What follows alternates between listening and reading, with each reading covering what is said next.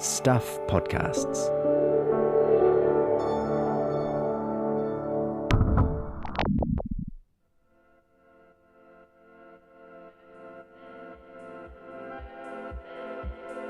Hi, I'm Michael Wright and welcome to The Long Read from Stuff. We are back from our late holiday break with a story, maybe the oldest story we've ever had on The Long Read. It's called The Killing of James Dorgan. It was written by Timaru Herald reporter Chris Tobin. Joining me now to introduce the story is the editor of the Timaru Herald, Brooke Black. Hi, Brooke. Hello, how are you? I'm good. The Killing of James Dorgan. Just set this up for us. Who was James Dorgan and what happened to him? Well, Constable James Dorgan was a 37-year-old police officer working in Timaru. He is one of the 33 police officers killed on duty since 1890 in New Zealand. And interestingly, his is the only case which remains unsolved. So yeah, it's unsolved, but as we'll hear, there's a bit more to it than that. James Dorgan was killed inspecting a possible burglary in downtown Timaru this night back in 1921. And as we'll hear, some of the people close to him may have been responsible or connected to his death, yeah? Yeah, that's right. So, over the years, rumours have persisted, certain rumours, and certainly rumours about the role of some of those who witnessed the crime or were there in the moments after the shooting have been some of the strongest. And they have cast a shadow over another serving police officer at the time and a former Timaru Herald storeman. So this crime happened, like I say, a long time ago. The centenary was last year. There's been a lot of interest in this in Timaru over the years, particularly with Dorgan's family, and there's been some developments to sort of memorialise and remember him 100 years on. Tell us a bit about that. Yeah, that's right. So last year, at the 100th anniversary of James Dorgan's death, the family gathered and unveiled a plaque at the site of his death in Timaru. He has a lot of surviving family members who are very much still interested. I know some families still, look at the site as they pass it while they're in Timaru. It's certainly something that hasn't been forgotten, despite it happening 100 years ago. All right, thanks, Brooke. Let's get into it now. Here is me reading the story, The Killing of James Dorgan. The narrow lane just off Stafford Street in downtown Timaru doesn't amount to much. Wedged in between a department store and a travel agent, it's wide enough for a single lane of parking access. A sign painted on the ground sternly warns which shop's customers are permitted entry. But 100 years ago, it was the scene of one of New Zealand's most notorious crimes. In the early hours of August 27th, 1921, it was where Constable James Dorgan, aged 37, was shot dead. 33 New Zealand police officers have been slain while on duty, from Constable Neil MacLeod in 1890 up to Constable Matthew Hunt in 2020. Constable Dorgan's case is the only one still unsolved. It's generally believed Dorgan died trying to stop a break-in at Thompson's drapery store, and a burglar shot him before escaping. But there are lingering uncertainties.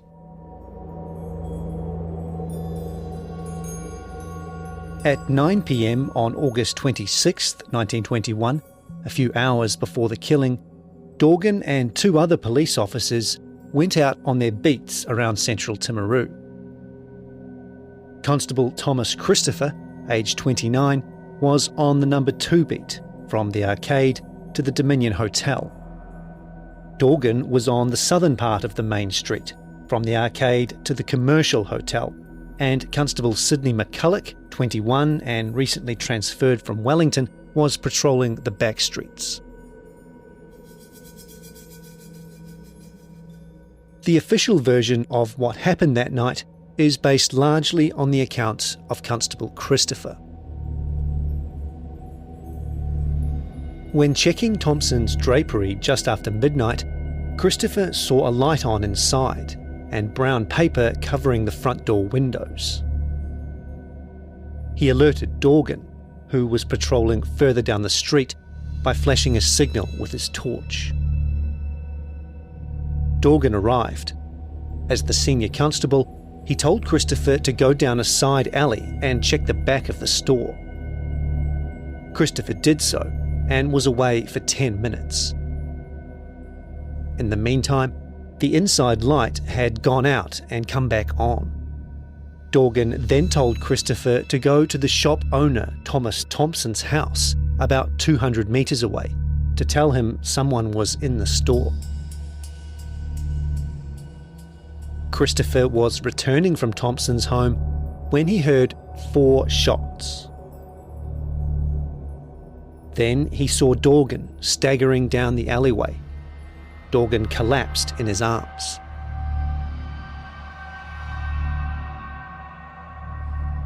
Dorgan had been shot once in the chest. 3 other bullets had missed him, although one went through the front of his helmet. This account was published in the Timaru Herald after the murder and in Christopher's statement to the coroner. The Herald also reported comments of a Mr. Dephoff, one of the first on the scene. Passing the Old Bank Hotel further down Stafford Street, Dephoff said he saw flashing torches at Thompson's store. Once he reached the shop, he saw Constables Christopher and McCulloch standing and the wounded man lying. He asked if he could render assistance and suggested the telephone. He was told a constable had telephoned the police station and a doctor. The deceased was still alive.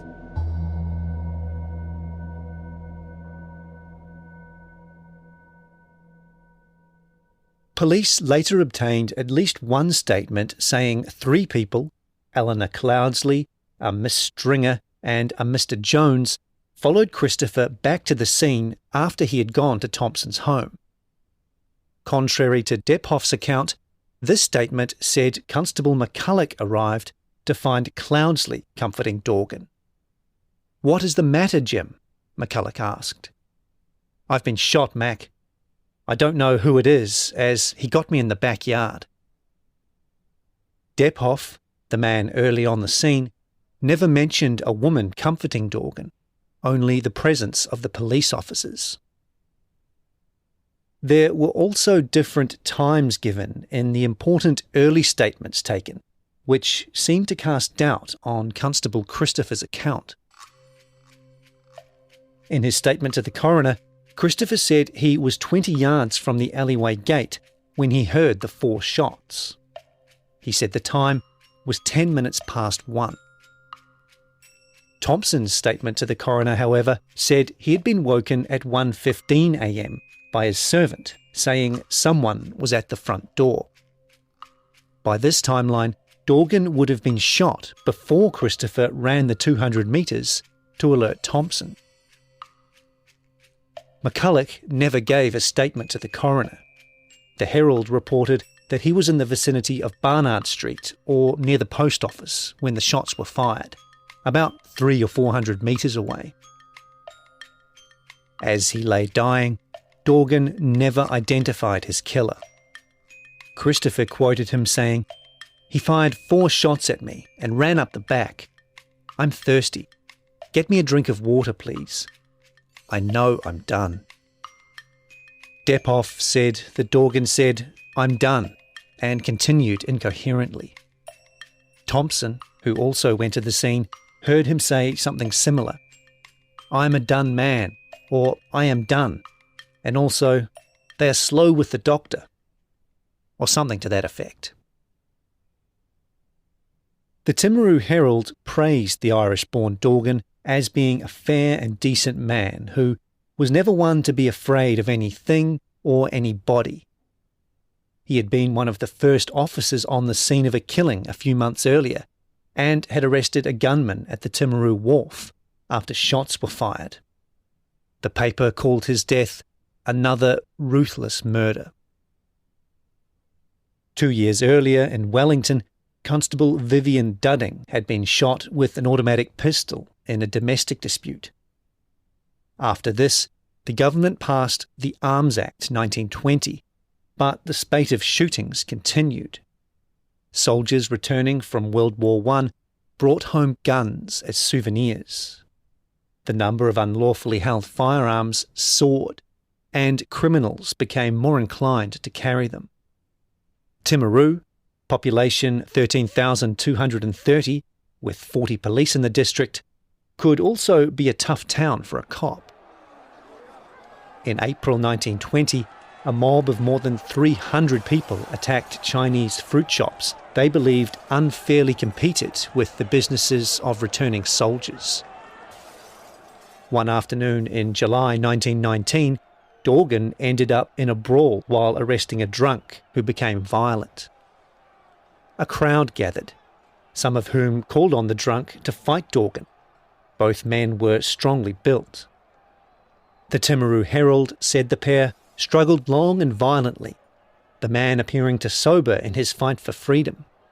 Several times, the two men fell and both were bleeding. Dorgan called on onlookers to help him handcuff the drunk.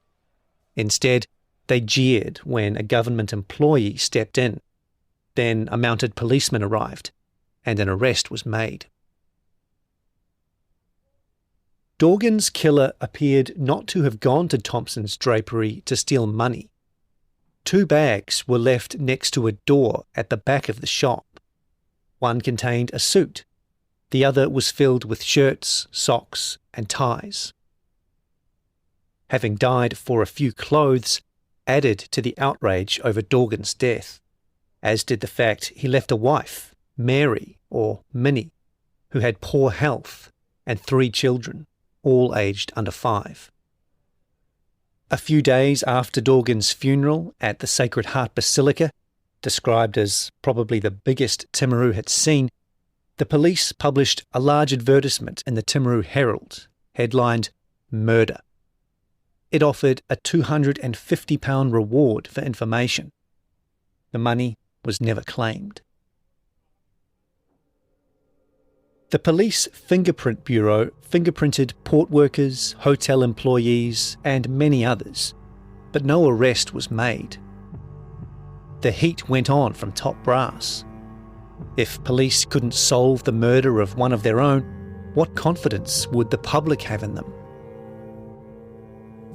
A prime suspect emerged, Albert Lamb, a storeman at the Timaru Herald who had been sacked from Thompson's store 18 months earlier for stealing. He quickly left town after being seen in Timaru on the morning before the murder. A detective tracked Lamb down to a remote settlement 60 kilometres from Tomaranui in the North Island. Lamb said he left Timaru a week before the murder and had a ferry ticket to prove it. Relatives in Auckland and fellow residents in his boarding house backed up his claims. The next year, Lamb would be convicted of fraud and jailed.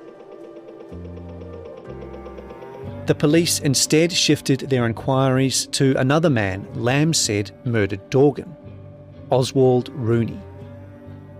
Rooney, aged 20, had boasted that Thompson's shop was easy to burgle. The year before, he had gone on a crime spree around Timaru with an accomplice, Alan Rudge, breaking into 7 premises and stealing hundreds of pounds worth of goods, including jewellery and an automatic pistol. Rooney denied killing Dorgan. Senior Sergeant Fahey, a lead officer on the case, firmly believed Rooney had committed the crime with an associate, probably Rudge. But nothing could be proven.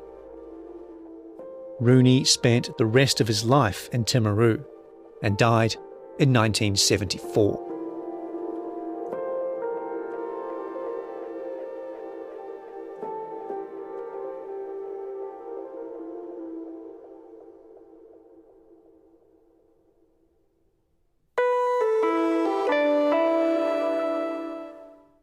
Hi, Michael Wright here. If you're enjoying this podcast, maybe you'd like to check out one of our others.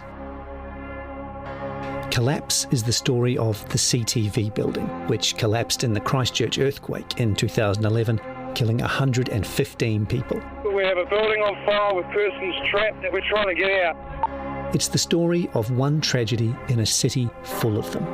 About how a building went up. It shouldn't have got through council. How it came down. And this level collapsed first. The people who were saved. She went from I'm going to die to a realisation I'm going to live. And the 115 who weren't. This is a grown man in tears because they couldn't rescue these people. It's also a story about a search for the truth. Why did one unremarkable office building in the central city collapse like no other? How did almost 2/3 of Christchurch's entire earthquake death toll die in this one building? And most of all, was anyone responsible? Go to stuff.co.nz/collapse or subscribe wherever you get your podcasts. If I don't get fire service here soon, they're going to die from the fire.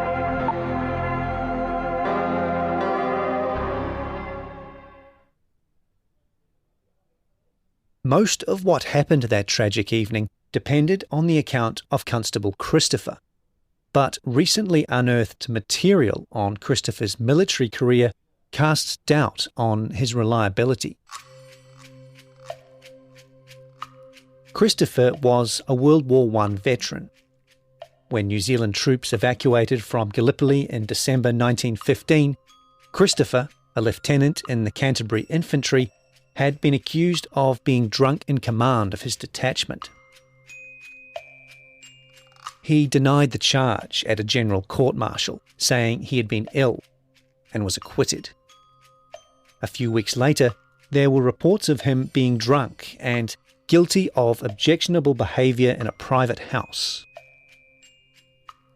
His battalion commander wrote to General Alexander Godley, the commander of the New Zealand Expeditionary Force, that Christopher was irreclaimable, useless as an officer, probably mentally deficient, or wanting in self-control.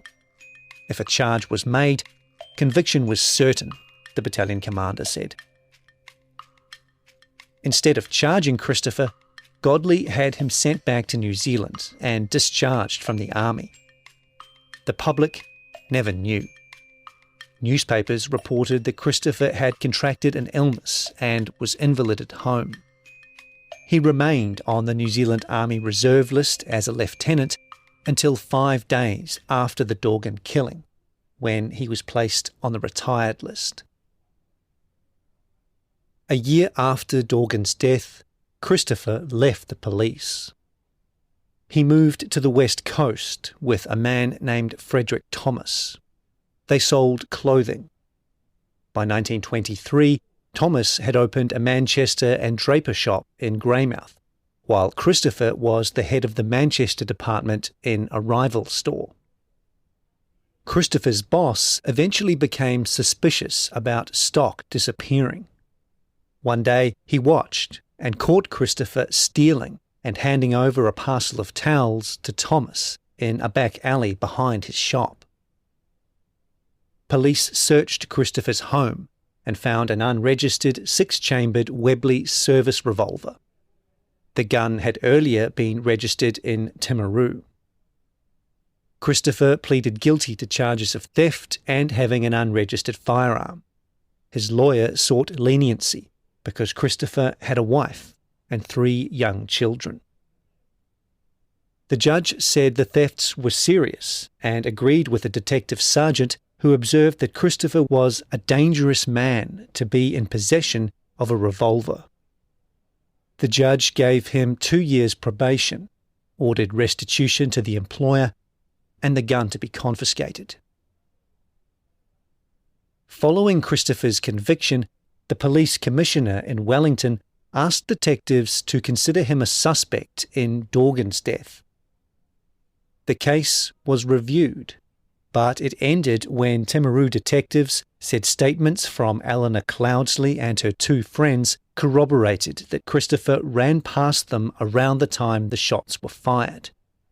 Also, police said footprints near the murder scene did not match Christopher's. A 2010 book, Shot in the Dark, Unsolved New Zealand Murders from the 1920s and 1930s, portrays Christopher favourably and as being Dorgan's friend. But rumours Christopher was connected to Dorgan's death and that he had been working with someone, probably Albert Lamb, persisted. Christopher and Lamb knew each other. Christopher had testified in court when Lamb was charged with stealing from Thompson's. And the circumstantial evidence against Lamb was strong. Before the shooting, he had been boarding at the Empire Hotel in Stafford Street, operated by Thomas Cloudsley, likely the husband of Eleanor Cloudsley, one of the witnesses who put Christopher several hundred metres away when Dorgan was shot. When Lamb was arrested for theft from Thompson's, it was found he'd been stealing for months, stockpiling mainly men's clothing in a room at the Empire that he planned to sell in a business in Temuka. Also, when he was arrested, he had 2 keys in a coat pocket, one of which opened a door into the alleyway where Dorgan was shot. The door was near the menswear department, where Lamb had worked. Other factors pointed to Lamb too. He had not been convicted of stealing from Thompson's, but he held a grudge against Thompson ever since and swore he would get even. He knew the layout of the store. Nothing was disturbed during the burglary, and things were put away to make it hard to detect anything had been stolen. He had keys. Thompson had locked all the doors earlier that evening, and he owned a motorcycle. A loud one had been heard in the vicinity after the shooting. But the rumours remained just that. Nothing was ever proven. Thomas Christopher died in Wellington in 1965. Albert Lamb's date of death is unknown.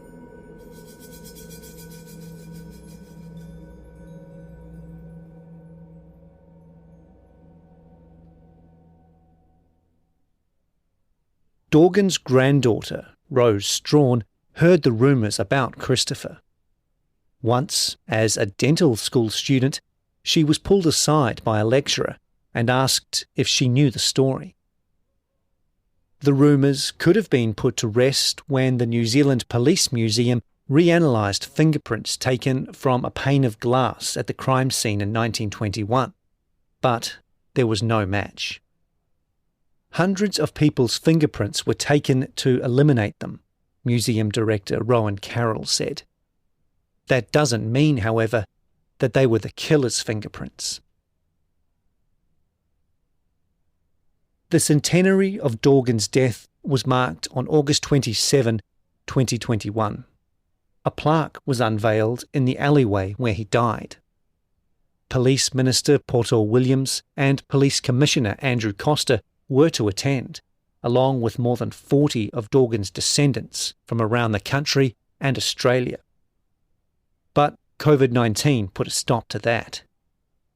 Instead, a smaller group attended a ceremony on Police Remembrance Day, September 29th. Strawn and Aoraki Area Commander Dave Gaskin unveiled the plaque. Gaskin had read the police report of the case, which he said indicated who committed the crime. "I'm not going to name them," he said, since no charges were laid. With the advances in criminal investigation techniques since then, there would probably have been a result.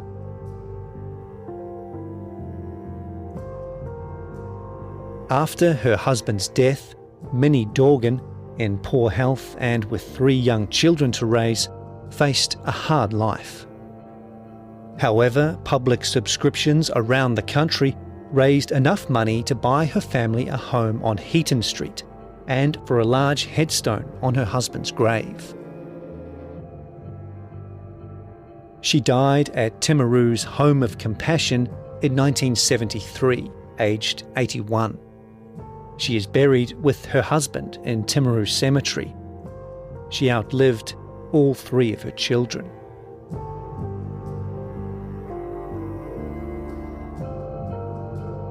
Strawn remembers her as a tall, stately woman who never spoke of the tragedy which overshadowed her life. Angela Climo said her great-grandfather's name has been carried through the generations. Climo's father was Brian James Dorgan. Her brother is Craig James Dorgan, and a nephew is Matthew James Dorgan. As a great-grandchild, she said, I knew of it, and there are great-great-grandchildren around who are all aware of it. We keep James's memory alive. And decades later, at least one person never forgot the significance of the nondescript lane off Stafford Street, next to what is now Farmer's department store. Climo said when she was young, her father would always point out the spot where Dorgan had died. He later got dementia, she said, and was in a wheelchair. But even then, going up Stafford Street, he'd point a finger at the alleyway.